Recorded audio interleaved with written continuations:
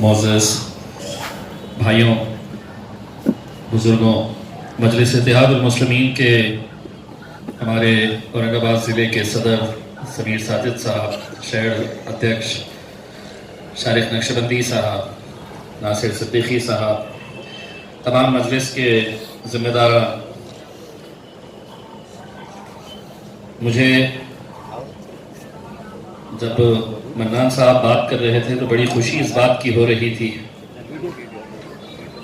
कि हमने कभी सोचा नहीं था कि कभी ऐसा भी वक्त आएगा कि जहां पर उत्तर प्रदेश के एक उम्मीदवार के प्रचार के लिए हम यहां पर औरंगाबाद में इकट्ठा होंगे। ये दिलों को जोड़ने का काम अगर किसी ने किया है इस मुल्क में तो मेरे क़ायद बैरिस्टर असदुद्दीन ओवैसी साहब। ये और नहीं तो क्या है कि कोसों दूर उत्तर प्रदेश के एक चुनावी हल्के के एक उम्मीदवार के प्रचार के लिए अगर यहाँ हम आपके साथ जुड़े हैं, आप हमारे साथ जुड़े हैं, तो इस रिश्ते को कायम करने की भी जिम्मेदारी अल्हम्दुलिल्लाह बैरिस्टर असदुद्दीन ओवैसी साहब ने ही उठाई है। औरंगाबाद में जितने भी उत्तर प्रदेश के रहने वाले लोग हैं, वो औरंगाबाद की तरक्की के अंदर बहुत बड़ा उनका योगदान है, औरंगाबाद के डेवलपमेंट के अंदर उनका बहुत बड़ा योगदान है। और जिस तरह हमारे शहर और ज़िले का डेवलपमेंट उत्तर प्रदेश के लोगों की वजह से हो रहा है, ज़ाती तौर के ऊपर मेरा भी जो डेवलपमेंट हो रहा है वो उत्तर प्रदेश के लोगों की वजह से ही हो रहा है, क्योंकि मेरी ससुराल भी उत्तर प्रदेश की ही है। और जब ये उत्तर प्रदेश में बैरिस्टर असदुद्दीन ओवैसी साहब चुनावी प्रचार के अंदर उत्तर प्रदेश में जाते हैं और हजारों और लाखों की तादाद के अंदर भीड़ उन्हें देखने, उन्हें सुनने के लिए आती है, तो असद साहब मुझे भी कहते हैं कि अब आप अगले जलसे के अंदर, लेकिन कहीं ना कहीं चूंकि महाराष्ट्र की भी जिम्मेदारी मेरे पास है, दिल्ली की जिम्मेदारी मेरे पास है, तो कुछ ना कुछ वजह से मैं वहां पहुंच नहीं पाता हूं। लेकिन असद साहब ने एक दिन कहा कि अब एक जलसे में तुमको आना है और मुझे यकीन है कि तुम जरूर आओगे। तो मैंने कहा कहां का है? तो बोले तुम्हारी ससुराल का है, अब आना पड़ेगा। और मैं सिर्फ एक जलसा किया हूं अभी तक उत्तर प्रदेश के अंदर, और वो उतरौला में डॉक्टर मन्नान साहब के लिए। अभी अगले हफ्ते 3 दिन लगातार असद साहब मुरादाबाद में है और वहां से वो 3 दिन अलग अलग जलसों में हाजिरी देंगे। हमें भी कहा गया है वहां पे आने के लिए। हम डॉक्टर मन्नान साहब को इतना यकीन दिलाना चाहते हैं कि आप यहाँ पे जितने उत्तर प्रदेश के लोग रहते हैं, आप उनकी फिक्र मत करिएगा, आप वहां पर डटे रहिएगा। इंशाल्लाह इनको सबको पहुंचाने की जिम्मेदारी हम लेंगे और ये ख्याल रखेंगे कि एक एक वोट जो है वो यहाँ से जाए। मन्नान साहब ने एक बात बहुत अच्छी कही है और बहुत सही बात है। अगर हम सोचे कि हम अक्सर जलसे सजाते हैं, बहुत बड़ी भीड़ इकट्ठा होती है। आज जितने उत्तर प्रदेश के अगर जलसे अगर आप असदुद्दीन ओवैसी साहब के देखेंगे तो हर जलसे से ये यकीन होता है कि यहाँ की सीट तो यहाँ के मुसलमान जो है, यहाँ का दलित जो है, यहाँ का पिछड़ा जो है, ये असद साहब के साथ एक ताकत बनकर खड़ा हुआ है। लेकिन क्या वजह है कि इतनी भीड़ देखने सुनने आती है, अपनी मोहब्बत का इजहार करती है, लेकिन हम अपनी क़यादत क्या वजह से हम खड़े नहीं कर पा रहे हैं? क्या वजह से हम उत्तर प्रदेश जैसे राज्य के अंदर जहां पर हमारी इतनी बड़ी आबादी है, इतनी तादाद है, हम वहां पर अपना लोहा क्यों नहीं मनवा सक रहे हैं? आज एक मौका आया है और मैं समझता हूं कि ये मौके जिंदगी में बार बार नहीं आएंगे। आज जो मेहनत असद साहब वहां पर कर रहे हैं, उसमें उनका जाती मफाद क्या है? वो क्यों इस तरह से दिन और रात एक कर रहे? चंद घंटे की नींद लेते हैं, फिर दूसरे दिन के जलसे के लिए वहां पर पहुंच जाते हैं। तो क्या जलसों से सिर्फ इलेक्शन जीते जाते हैं? नहीं। हकीकत यह है कि हर इंसान को यह सोचना होगा कि मेरे वोट की कीमत क्या है, मेरा वोट कितना अहम है। मैं अपना एक उदाहरण देना चाहता हूं। जब मैं सांसद के इलेक्शन के लिए खड़ा था तो मुझे यकीन है कि यहां पर जितने सारे लोग हैं उस सभी के मन में एक सवाल जरूर आया होगा कि एक बार विधायक बन गए हैं, सांसद बनना इतनी आसान बात थोड़ी है। सांसद बन सकते हैं क्या? कैसा बनेंगे? ये सिर्फ आप ही नहीं सोच रहे हैं, यहां पे भी जो बैठे हुए हैं मेरे साथ, कहीं ना कहीं इनके दिमागों में भी ये बात चल रही थी कि एक बार हो गया ये सांसद भी बनने के लिए चले हैं। लेकिन ये जीत अगर हुई है तो इसके पीछे की अगर हम छोटी छोटी वजहों को हम अगर ढूंढने की कोशिश करेंगे तो चेन्नई, जो इस मुल्क के सबसे नीचे साउथ में आने वाला मद्रास जिसे कहते थे, चेन्नई से एक साहब जो औरंगाबाद के रहने वाले हैं, वो इलेक्शन से एक दिन पहले चेन्नई से मुंबई आते हैं, क्योंकि औरंगाबाद को डायरेक्ट फ्लाइट नहीं है। चेन्नई से मुंबई पहुंचते हैं, मुंबई से वो औरंगाबाद की फ्लाइट पकड़ते हैं, सुबह पहुंचते हैं, अपना वोट डालते हैं और शाम में दोबारा उसी फ्लाइट से वापस चेन्नई चले जाते हैं। उत्तर प्रदेश के अलीगढ़ के औरंगाबाद के रहने वाले दो नौजवान लड़के जो वहां पर नौकरी कर रहे हैं, वो ट्रेन पकड़कर 2 दिन पहले निकलते हैं सिर्फ इसलिए कि मुझे औरंगाबाद जाना है और मेरा वोट वहां पर इम्तियाज जलील को डालना है।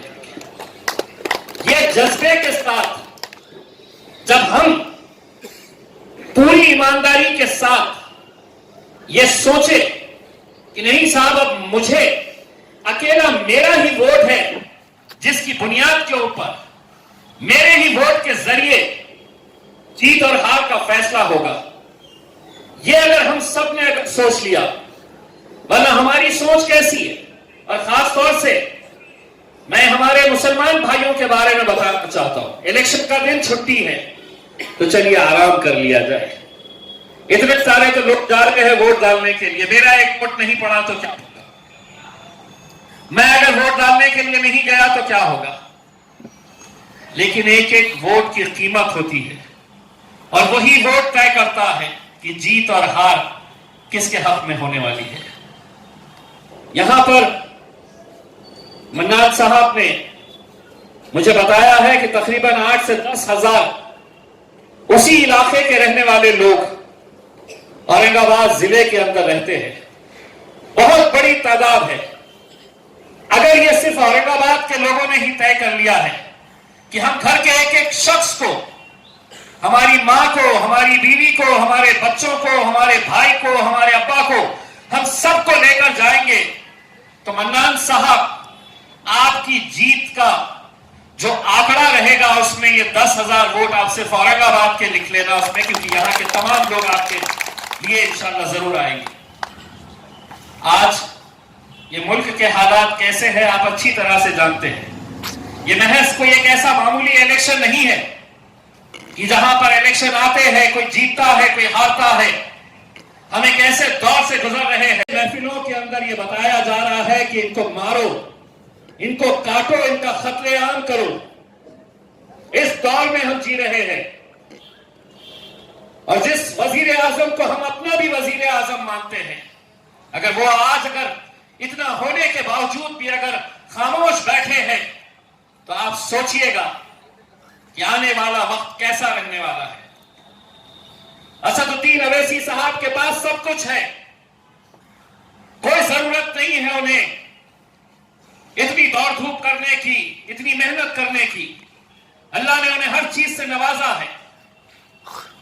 असदुद्दीन अवैसी साहब उत्तर प्रदेश के अंदर अपनी क़यादत मजबूत करने के लिए नहीं आ रहे। अगर वो मेहनत कर रहे हैं तो वो चाहते हैं कि आपकी क़यादत वहां पर मजबूत हो, आप वहां पर ताकतवर बने। आंकड़े मायने नहीं रखते हैं कि हम कितने लड़ेंगे और कितने जीतेंगे। असदुद्दीन अवैसी साहब तो अकेले पार्लियामेंट के अंदर, अकेले 550 के ऐवान के अंदर असदुद्दीन अवैसी साहब जब खड़े रहते हैं, बोलते हैं, इतनी हिम्मत के साथ, इतनी ताकत के साथ, जो सच्चाई है वो बयान जब करते हैं, तो उनके कितने भी कट्टर मुखालिफिन क्यों ना हो, वो ये बात मानते हैं कि हो ना हो ये बंदा दिल से बोलता है और सच्ची बात बोलता है। समझिए अपनी कि एक बहुत अच्छा मौका मिला है कि जहां पर उत्तर प्रदेश के अंदर हम अपनी क़यादत खड़ी कर सके और असद साहब की जो मेहनत है उसको हम कामयाब कर सके। सिर्फ यहीं की बात नहीं कर रहा हूं मैं कि आप तमाम लोग सिर्फ किसी एक इलाके से आते हैं, ऐसा नहीं है। उत्तर प्रदेश के अंदर जहां जहां पर भी आप जा सकते हैं। देखिए, कोरोना के पीरियड के अंदर जब सरकार ने कहा, जब हुकूमत ने कहा कि आपको कई महीनों तक बंद रखना है, तो आपने बंद रखा। हम आपसे ये इल्तिजा करेंगे कि उस दौर में जब इलेक्शन का वक्त आएगा तो आप अपना ये एक फर्ज समझिएगा कि नहीं, मुझे अपना कारोबार, अपनी दुकान, अपना धंधा, हर चीज बंद करके मुझे इस काम के अंदर शिरकत करनी है। मुझे इस इलेक्शन के अंदर मेरी पूरी हिस्सेदारी वहां पर करनी है। मैं मन्नान साहब से कहा हूं कि जितने भी यहाँ पर रहने वाले उत्तर प्रदेश के लोग हैं, आप उसकी जानकारी हमें पूरा डेटा बना के तैयार करके दीजिएगा इंशाल्लाह। और आपसे भी ये कहा गया है कि आप लोगों को अगर कभी हमारी जरूरत पड़ी तो मैं तो आपको ये कहूंगा कि आप लोगों ने भले ही मुझे वोट नहीं दिया है, लेकिन मेरी जीत में जिसका कार्ड नहीं है, जिसका वोटर कार्ड नहीं है, जिन्होंने नहीं दिया है, वो लोगों ने भी मेरी जीत में बहुत बड़ा हिस्सा उनका भी रहा है, क्योंकि जिन्होंने वोट नहीं दिया उन्होंने दुआओं से नवाजा था। और वही दुआओं का नतीजा है कि आज अल्हम्दुलिल्लाह पूरे महाराष्ट्र के अंदर सिर्फ इकलौता एक मुसलमान एमपी चुनकर आता है और वो औरंगाबाद शहर से आता है। अगर हम यहाँ पर कर सकते हैं तो हम उत्तर प्रदेश में क्यों नहीं कर सकते? बशर्ते कि हम सबको एक प्लेटफॉर्म के ऊपर आने की जरूरत है। देखिए, बहुत फर्क पड़ता है कि कोसों दूर से औरंगाबाद से कोई शख्स वहां पर इलेक्शन के वक्त जा रहा है और घर घर जाकर अगर लोगों को ये कह रहा है कि मैं औरंगाबाद से सिर्फ इलेक्शन के लिए अपना वोट डालने के लिए आया हूं, तो कहीं ना कहीं वो वहां पर बैठा हुआ शख्स वो भी सोचने के ऊपर मजबूर हो जाएगा कि एक इलेक्शन जिताने के लिए ये अपना कारोबार, अपना धंधा बंद करके यहाँ पर आया है, अब ये मेरी भी जिम्मेदारी हो जाती है कि मैं भी इसके अंदर हिस्सा लूं। तो कहीं ना कहीं ज़हनों को बदलने का भी काम ये किया जा सकता है। मन्नान साहब ने कहा कि मेरे बारे में ये कहा जाता है, कांग्रेस वाले कुछ अलग अलग इल्जाम लगाते हैं, एनसीपी वाले इल्जाम लगाते हैं हमारे ऊपर। मैं मन्नान साहब को ये बात बताना चाहता हूँ कि आंकड़े मायने ही नहीं रखते हैं।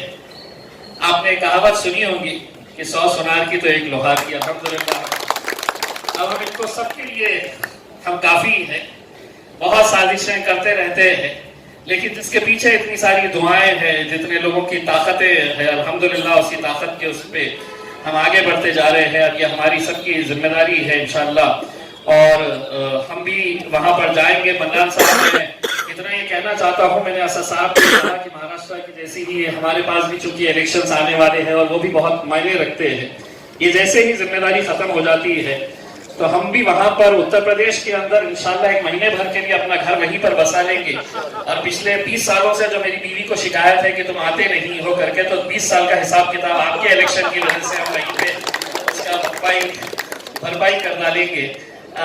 हमारे साथ मन्नान साहब, इतना मैं बता दूं और आप तमाम लोगों को बता दूं कि ये जो मेरे जितने हमारे मजलिस के सिपाही यहाँ पर बैठे हुए हैं, ये वो दीवाने हैं साहब कि जिनकी दीवानगी मैंने खुद ने कई जगह के ऊपर देखी है, महसूस की है।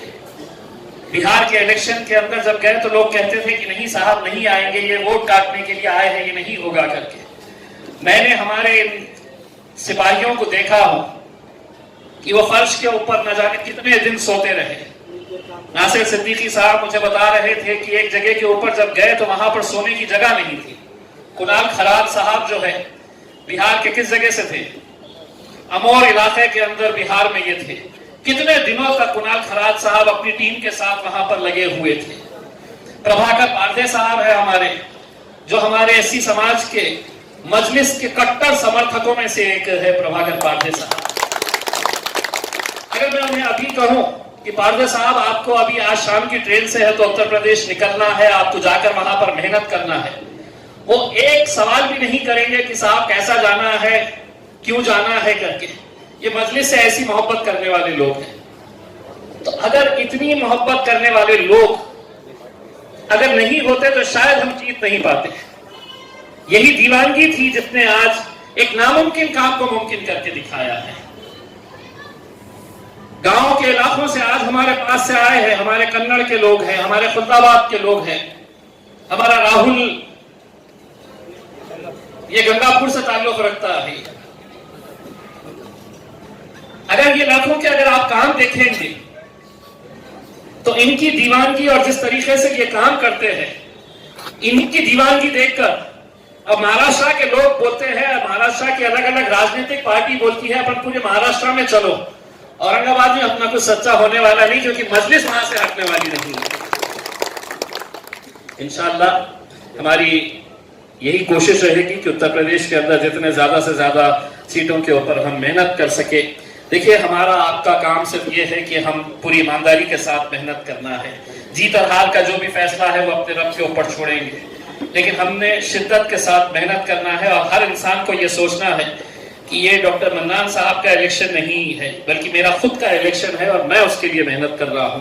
तो आप तमाम लोगों से ये अपील है कि आप लोग जैसे ही इलेक्शन का शेड्यूल डिक्लेयर होता है, मन्नान साहब ने 2-3 ऑप्शंस आपको दिए, लेकिन लास्ट ऑप्शन जो है मैं उससे इत्तेफाक नहीं रखता हूं कि उन्होंने कहा है कि आप यहां बैठे बैठे भी कर सकते हैं। नहीं, आपको वहां पर जाना होगा, क्योंकि अगर हम जा रहे हैं वहां पर तो आपको भी हमारे साथ चलना होगा। आपका तो घर है, हम तो आप ही के घर में आने वाले हैं, आप ही के घर में हम रुकने वाले हैं। हम तमाम लोग मिलकर जाएंगे और इंशाअल्लाह अगर असद साहब ने इजाजत दिए तो जैसा बिहार के अंदर अलग अलग कॉन्स्टिट्यूएंसीज बांट दी गई थी, मेरे हिस्से में कोचा था बिहार का, मैं वहां पर था, तो मैं असद साहब से दरखास्त करूंगा कि मुझे उतरौला दे दे ताकि ससुराल भी करीब रहे और मन्नान साहब को जिताने में मुझे भी थोड़ी सी आसानी हो जाए करके। तो इंशाअल्लाह आप लोगों से यही अनवर गुजारिश है। एक खुशी की बात यह है कि मन्नान साहब के जरिए ही सही, लेकिन इतने सारे उत्तर प्रदेश के हमारे भाइयों से आज मुलाकात हुई और आपको ये कहना चाहता हूं कि आपको भी जब भी हमारी जरूरत पड़ी, आप किसी भी वक्त, ये दारुस्सलाम हमारा मजलिस का हेडक्वार्टर है, समीर साजिद साहब है, हमारे शहर अध्यक्ष है शारिक नक्शबंदी, हमारे तमाम कॉर्पोरेटर्स है, किसी भी तरह का कोई भी मसला, कोई भी तकलीफ आए तो आप बेझिझक हमारे पास आइए, क्योंकि हमारी टीम में हर तरह के लोग मौजूद हैं। ये जो दाढ़ी वाले साहब बैठे हैं, इनका नाम चीता है, तो आप समझ सकते हैं। अब हमारे 25 कॉर्पोरेटर्स थे, वो 25 कॉर्पोरेटर्स में एक चीता था, उसमें बाकी शेर कहते थे उसके अंदर। तो हर तरह के लोग हैं उसमें। आपको जहां पर भी जिस तरह के लोगों की जरूरत पड़ेगी, इंशाल्लाह हम पूरी ताकत के साथ आपके साथ खड़े रहेंगे। बस इंशाल्लाह आने वाले वक्त में हम आपके साथ और भी गुफ्तगू करते रहेंगे। और जैसा कि एक साहब ने कहा है कि आपको ट्रेन चाहिए वहां जाने के लिए, उत्तर प्रदेश जाने के लिए, मैंने खुद ने ये पहले से ही इसके पीछे लगा हुआ हूं और मेरी खुद की भी ख्वाहिश है कि अगर ट्रेन शुरू हो गई तो कुछ दिन सुकून के मुझे भी मिलेंगे कि वो बार बार जाया करेंगे, तो मैं भी थोड़ा सा आराम से रह सकूंगा। तो मैं इंशाल्लाह ट्रेन भी शुरू करने की हम लगातार कोशिश कर रहे हैं। एक अच्छी बात यह है कि रेलवे मिनिस्टर जो है वो औरंगाबाद से ही अभी आते हैं, उनके ऊपर प्रेशर बना के हम भी ये लगातार इन कोशिशों के अंदर लगे हैं। बहुत बहुत शुक्रिया और मुझे खुशी हुई कि आज के इस प्रोग्राम के अंदर हमारे मुंबई के साथी लोग भी यहाँ पर आए हैं। ये सब एक टीम वर्क है और ये टीम वर्क मिलकर ही इंशाल्लाह हम कामयाब होंगे और आगे बढ़ेंगे। बहुत बहुत शुक्रिया।